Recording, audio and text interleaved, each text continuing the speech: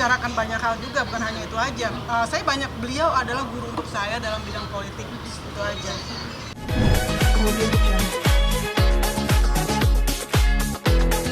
Gosipnya bener nggak sih udah nikah lagi? Kata siapa? Itu komen-komen. Kan komen yang komen itu kan orang yang ngaku istrinya, padahal kan bukan. Gitu. Kebenarannya seperti apa sih, Kak?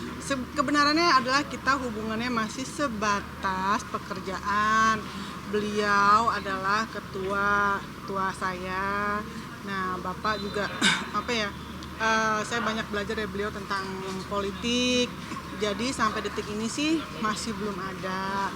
Tapi kita kan nggak pernah tahu ya ke depannya. Kalau saya bilang nggak ada, nanti ke depannya ada. Kita bilangnya ada, tapi nanti gimana gitu. Jadi sekarang sih hubungannya masih sebatas pekerjaan gitu. Jadi kalau misalkan kayak berita-berita kemarin, ya nggak tahu lah, itu tanyalah ke perempuan itu kenapa dia sampai bikin berita kayak gitu, kenapa sampai ada video saya ngobrol di telepon sampai keluar gitu. Berarti kan yang menyebarkan yang pasti bukan saya sendiri pun tidak pernah tahu kalau ternyata suara saya direkam. Itu aja udah melanggar hukum, ya kan, merekam tanpa seizin saya dan menyebarkan tanpa saya setujui gitu. Itu momennya pas apa sih, Kak, kalau boleh tahu sampai lagi telepon aja dan udah ngobrol biasa.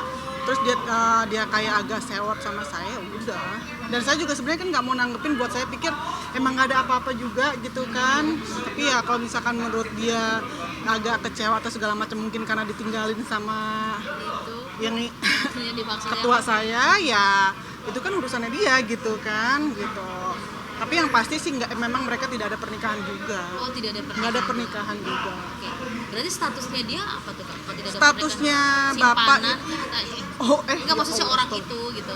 Ya saya nggak tahu ya, yang kan pernah juga Bapak juga diwawancara, memang dulunya pernah dekat, tapi kan dekat itu bukan berarti nikah. Mungkin dari sananya aja ya yang gimana gitu kan, tapi memang cuma dekat aja, tapi udah selesai gitu. Sampai sekarang aja ya masih nggak tahu lah gitu. Kalau saya sih sampai sekarang sih yang saya tahu memang Bapak itu duda, punya anak satu, ya udah. Dan bukan sama perempuan itu. Saya sangat menghormati mantan istrinya Bapak gitu kan. Jadi ya maksud saya gini loh, janganlah ada orang yang mengaku-ngaku kalau misalkan pernah atau enggaknya. Ya kalau misalkan pernah ya kasih aja bukti. Memang kalau misalnya sampai detik ini masih jadi istrinya, ya kasih aja bukti. Kalau emang pernah menikah, mau itu cara siri atau sah, kasih tahu. Walaupun siri pasti ada foto dan apanya kan gitu, kasih tahu aja gitu. Jangan hanya cuma ngaku-ngaku dan menjelekkan nama baik saya dengan mengirimkan video rekaman suara saya, dan itu adalah saya nggak suka gitu. Saya nggak suka. Dan saat itu membahas apa sih, Kak? Membahas tentang membahas tentang waktu itu kan ada permintaan maaf saya juga kan ya, di situ permintaan maaf saya pikir kalau misalkan emang dia nggak suka atau apa, dengan kan kita ngobrol biasa, dia yang tiba-tiba yang iya saya istrinya gini, oh ya udah ibu mbak saya minta maaf gitu, udah biasa aja. Terus dari itu saya telepon, udah dulu ya mbak ya, saya matiin. Dan pada saat kamu tahu ternyata dia bukan siapa-siapa dan hanya mengaku istrinya, yang ngaku-ngaku istrinya, saya sih lucu aja ya. Ada perempuan, menurut kalau saya sih ya, saya nggak pernah nikah sama seseorang tiba-tiba dia suami saya, dia gini-gini, malu sih, kayak lagi kepengenan banget ya. Enggak, kalau saya sih nggak mau kayak gitu.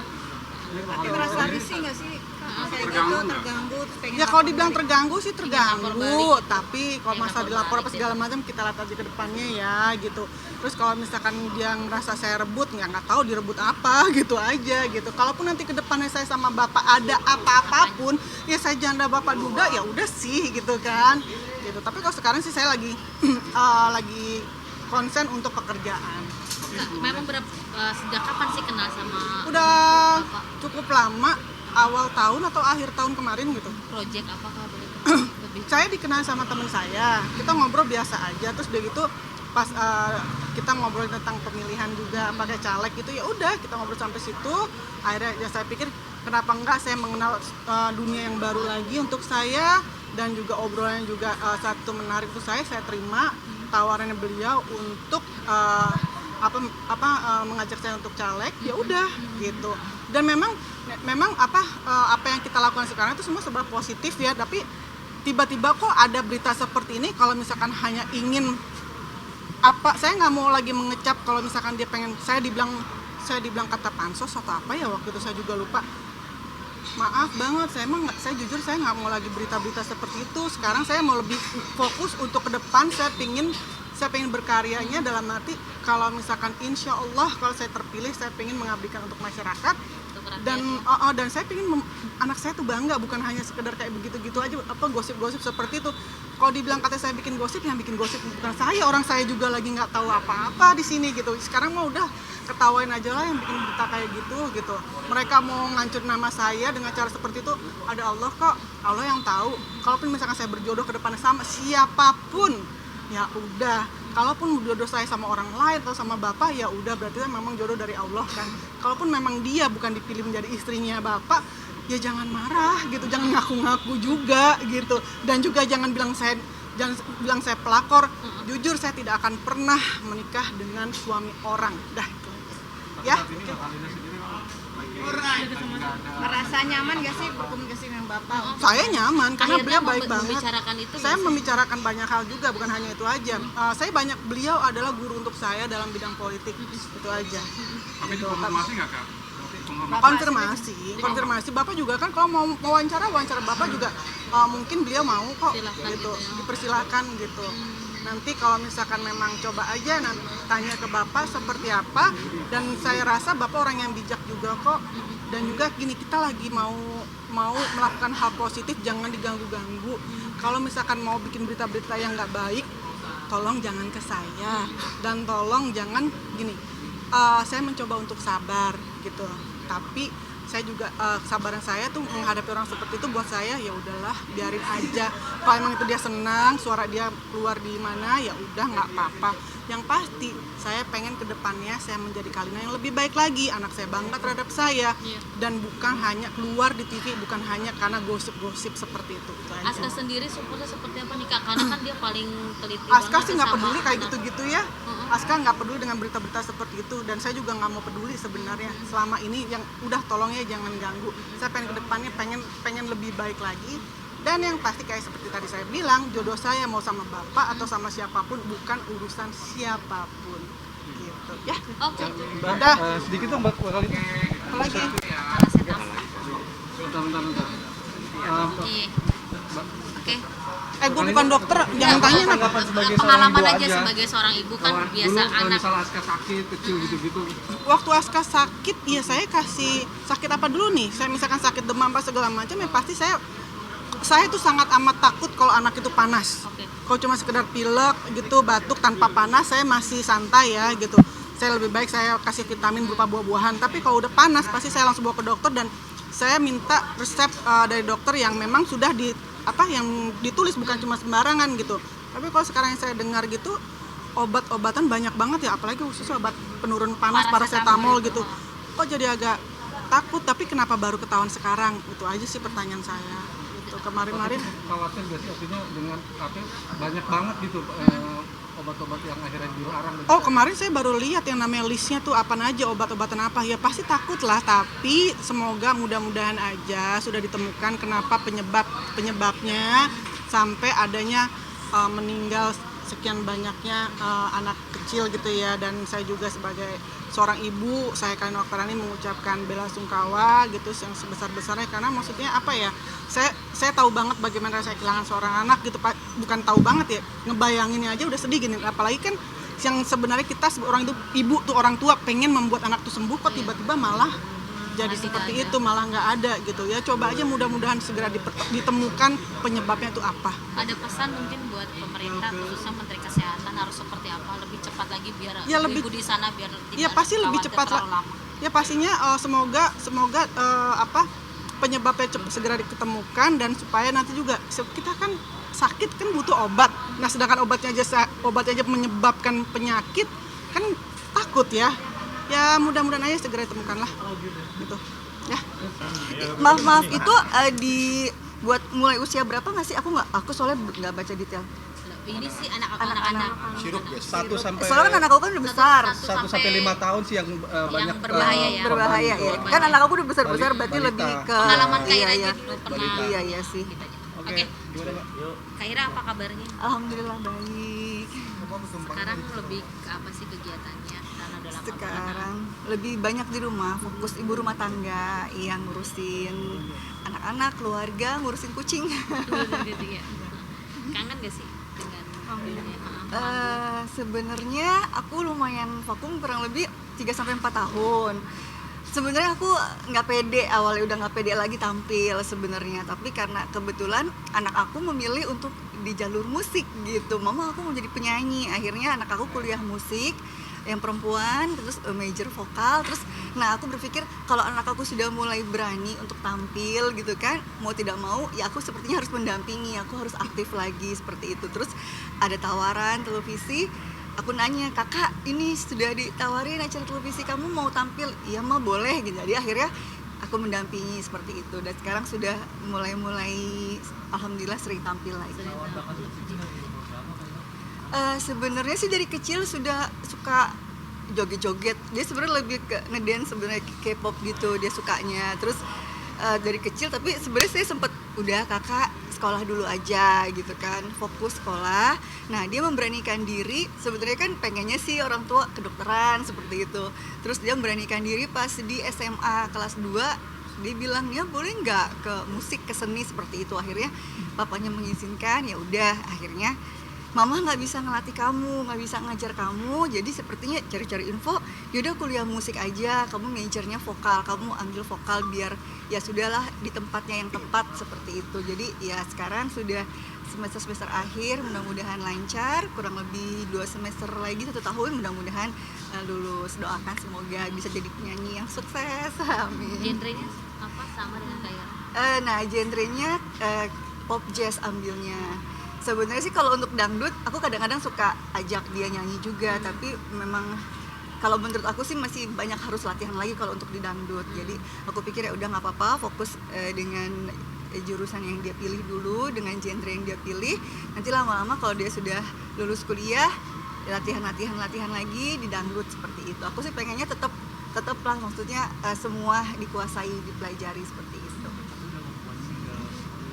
Coba bikin kalau sama temennya aja sih diajak, kebetulan kan memang lingkungannya kan musisi, ada temennya buat lagu tapi masih berupa ya single yang maksudnya nggak sampai dengan klip seperti itu, jadi ya masih santai lah, belum terlalu komersil seperti itu sih kurang lebih. Kita tuh masih ngambil job off air on air nggak sih nih? Justru alhamdulillah di kurang lebih 1 tahun ini aku udah mulai aktif lagi, sesekali ada acara off air, acara on air gitu. Kadang-kadang kebetulan juga off air juga aku sudah sama kakak Nia juga gitu. Jadi ya sambil dia belajar juga untuk melatih jam terbang juga. Terus aku juga, karena kan aku sebenarnya nggak pede, jadi sepertinya kok aku tampil berdua seperti lebih pede gitu. Seperti itu. Kenapa? Kenapa Sudah mulai sebenarnya sih suami aku nggak ngelarang sebenarnya, dari awal-awal lebih terserah mama aja. Jadi aku karena gini, aku pas saat dulu aku aktif jarang di rumah, lumayan sibuk kerja, memang dalam hati kayak aku ingin suatu hari aku fokus di rumah ngurusin anak-anak gitu, ngurusin keluarga seperti itu. Terus nah suatu hari pas udah sini udah mulai fokus, pas suamiku yang ngurusin, manajerin aku, mulai fokus aku di rumah tangga gitu, kok semakin nyaman gitu, semakin kok aku makin nggak pede ya tampil. Akhirnya papa gitu kan, aku pengen banyak di rumah aja, bener-bener tadinya sudah ya udah aku mau jadi orang biasa aja, ibu rumah tangga aja gitu, kayak impian aku, salah satu impian aku gitu kan. Terus ya udah intinya sih suami sudah pasti lebih seneng istri di rumah gitu, ngurusin keluarga, tapi tidak melarang untuk kerja, untuk nyanyi, karena memang aku dari kecil juga, dan aku termasuk pemalu sebenarnya. Jadi semakin aku banyak di rumah, kok semakin nggak pede tampil, semakin bergejolak kalau ada tawaran. Sebelum aku off aja tuh ada tawaran kerjaan, iya, tapi pas udah terima tuh langsung demam gitu, kayak udah nervous, sudah takut gitu. Terus aku akhirnya udah deh, sepertinya kok aku udah nggak bisa mengendalikan rasa takut, ya udah aku fokus di rumah sambil aku lumayan perang batin antara ini sepertinya nih sudah harus berani lagi, terus sama sempet juga sama sahabat aku Benigno juga kayak ayo Bu Ir tampil dong, kita bikin YouTube yuk gini-gini, seperti itu aku disupport sama Beni seperti itu. Terus tambah lagi anak aku sudah mulai kayak mau berani tampil. Jadi ya sudah, pas ada tawaran televisi, Kakak Nia kamu ditawarin nih, Mama sering banget. Jadi pas ditawarin akunya aja pasti suami kayak pasti Ira masih belum berani nih gitu, masih gimana nih Mama ini kamu ditawarin masih kok kayaknya masih belum siap ya, masih selalu alasan-alasan. Pas sudah ngajak sama Nia, Mama ini ngajak sama Nia, ini rezeki anak, kamu nggak boleh tutup rezeki anak, coba kamu tanya anaknya. Ya udah deh kakak, ini ada tawaran, kamu mau nggak? Mau Mak. Ya kalau dia mau tidak mau aku bismillah gitu. Nah akhirnya pas aku ketemu sama host-hostnya ditanya kemana aja gitu kan, aku udah nggak pede, terus aku udah nggak pede gitu. Akhirnya pas aku berani bilang bahwa aku nggak pede, ternyata kok aku malah tenang gitu, aku malah ngerasa kok lega gitu, aku jujur gitu pada diriku sendiri. Setelah itu malah dibahas kayak Ira Suara nggak pede kok bisa, ya nggak, entah kenapa, mungkin memang sifat asli aku malu seperti itu. Kira-kira itu rasa takut apa sih yang membuat ibu Kan memang udah penyanyi senior nih gitu. Itu dia, banyak banget pertanyaan kenapa kok bisa nggak pede gitu kan. Itu dia, karena mungkin aku mikir awalnya aku memang pemalu dasarnya, terus aku nyaman kan, terus aku beranjak di backing vokal Soneta grup kan, Pak Haji Oma itu berempat kita di belakang gitu, jadi kayak ngerasa nggak ada beban gitu kan. Terus aku ngeband gitu kan sama kakak, kalau band kan ada teman-teman di panggung, jadi kayak kalau aku untuk tampil sendiri itu yang ternyata aku tuh malu gitu, kayak di pusat perhatian aku, ternyata aku memang nggak bisa gitu sebenarnya gitu. Terus makanya pas Benigno ngajak kita bikin YouTube sama Nelly Agustin, aku ya udah deh boleh deh, sambil ayo Bu Ir sambil belajar lagi adaptasi di kamera lagi seperti itu. Nah mungkin memang pada dasarnya memang sudah sifat aslinya itu sukanya tuh nyamannya grup.